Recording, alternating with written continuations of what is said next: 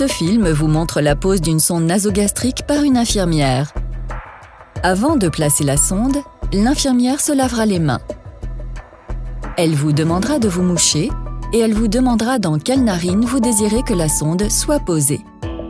Si vous avez une prescription, vous devrez la remettre à l'infirmière. Selon la nouvelle directive de Sorrent, l'infirmière mettra des gants avant de placer la sonde. Pour placer la sonde nasogastrique, l'infirmière a besoin du matériel suivant: une sonde nasogastrique, une seringue de 20 ml, un pansement nasal, un pansement pour coller sur la joue, une bande pH, un marqueur, un verre d'eau avec une paille et un essuie. Avant de poser la sonde, l'infirmière expliquera les actions qu'elle exécutera. La longueur de la sonde doit être mesurée pour poser la sonde. L'infirmière le fera aussi pour vous.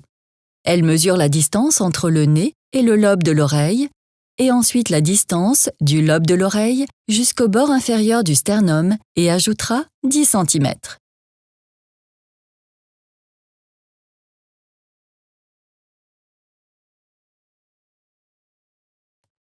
Le matériel requis est ouvert et préparé à l'emploi.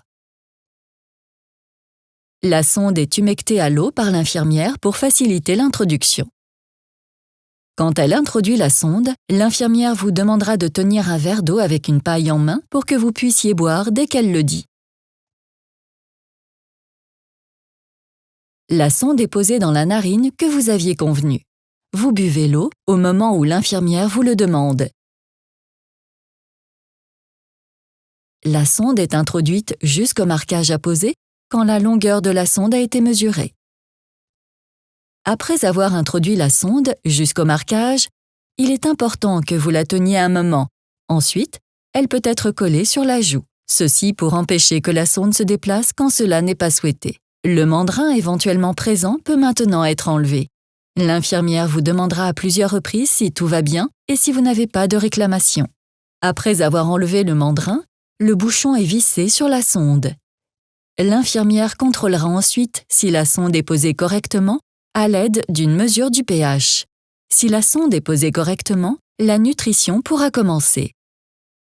S'il y a un doute à propos de la position de la sonde, l'infirmière exécutera un examen supplémentaire. Avant de coller la sonde, l'infirmière vous montrera le marquage sur la sonde. Ce marquage doit toujours se trouver au même endroit. Si le marquage ne se trouve pas au même endroit, il est possible que la sonde se soit déplacée et qu'elle ne soit plus bien fixée. Dans ce cas, des contrôles supplémentaires sont nécessaires. Si la sonde est bien posée, le pansement nasal pourra être collé sur la joue.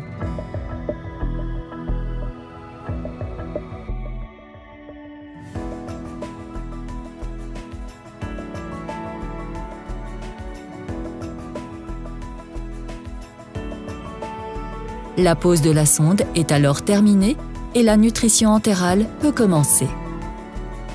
Vous trouverez nos données de contact sur notre site internet www.sorgente.be.